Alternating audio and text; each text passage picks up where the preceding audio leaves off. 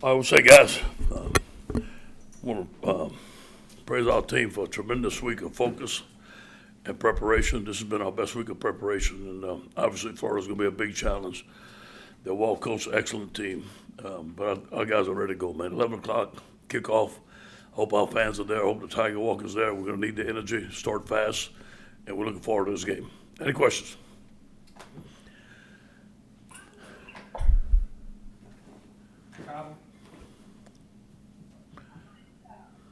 Oh, I'm sorry about that. Good. Coach, just two things. You said it was a great week of practice.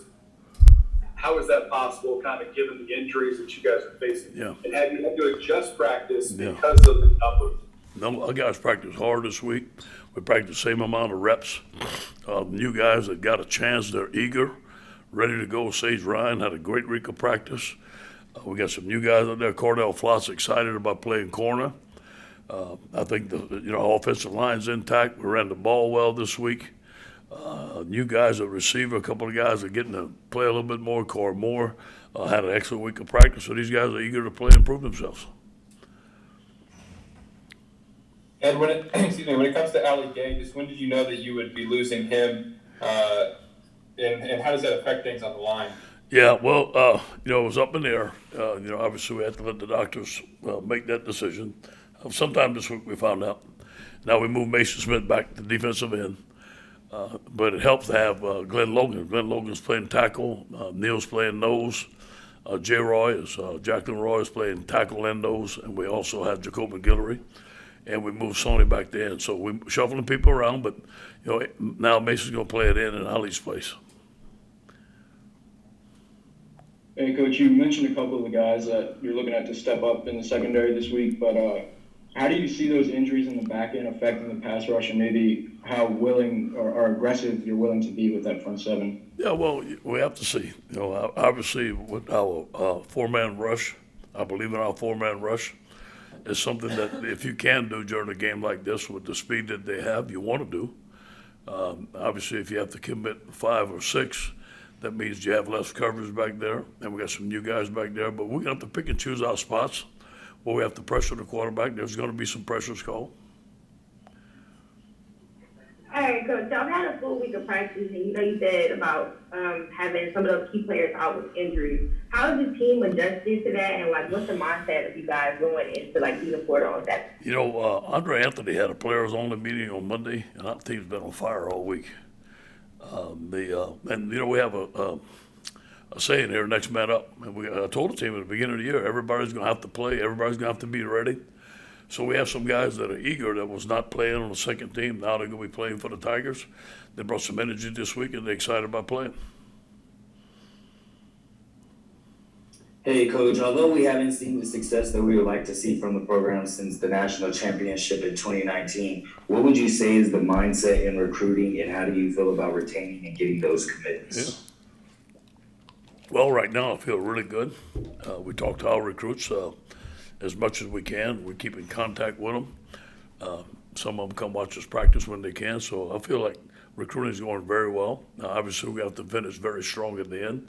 But right now, we haven't had any decommits. Guys are sticking with us and in our corner.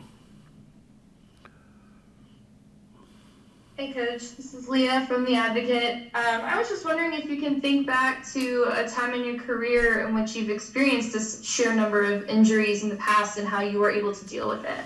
The only thing I can relate to is when we were at USC and I took over, we had a limited roster because of scholarship cuts, because of sanctions.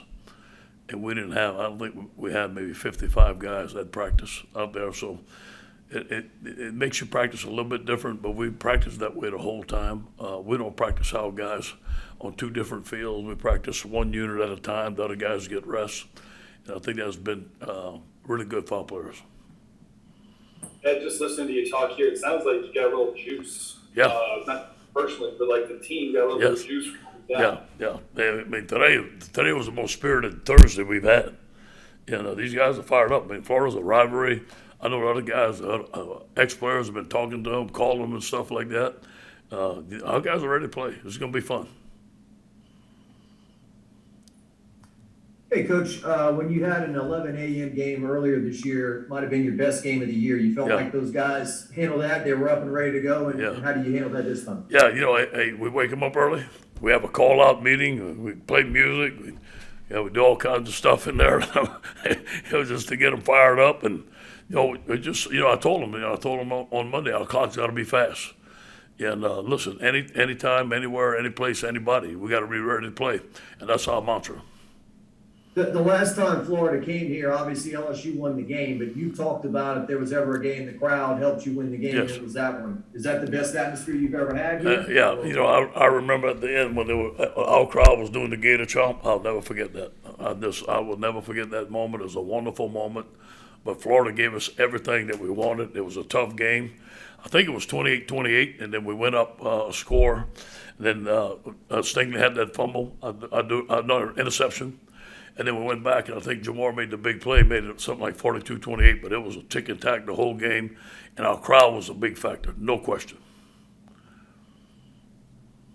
This is just another injury question. I'm just curious, do y'all have a timetable for Major Burns or Joseph Evans yet? I don't expect Joe the rest of the year. Major Burns, when his injury occurred, it was 4 to 5 weeks. So he's been out a week or two, so we still have about 3 weeks left.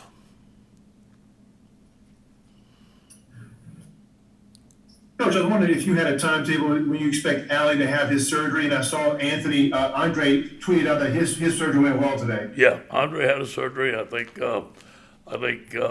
Ali's having his surgery soon. I don't know exactly when. I'm gonna talk to the trainer. He'll tell me, but I know it's gonna be soon. That's something that he looked like he was playing through with the brace and Yeah. everything. Is that kind of what you're seeing, guys trying to gut it out and Yeah. get to a tipping point where it's just Yeah, that was a reoccurring injury with Ali, and just kept on popping out.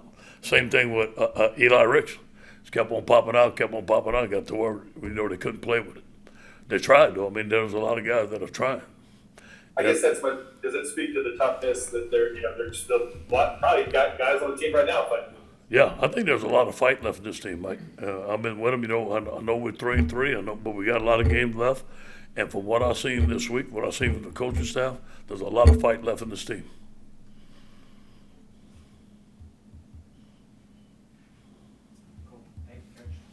That it?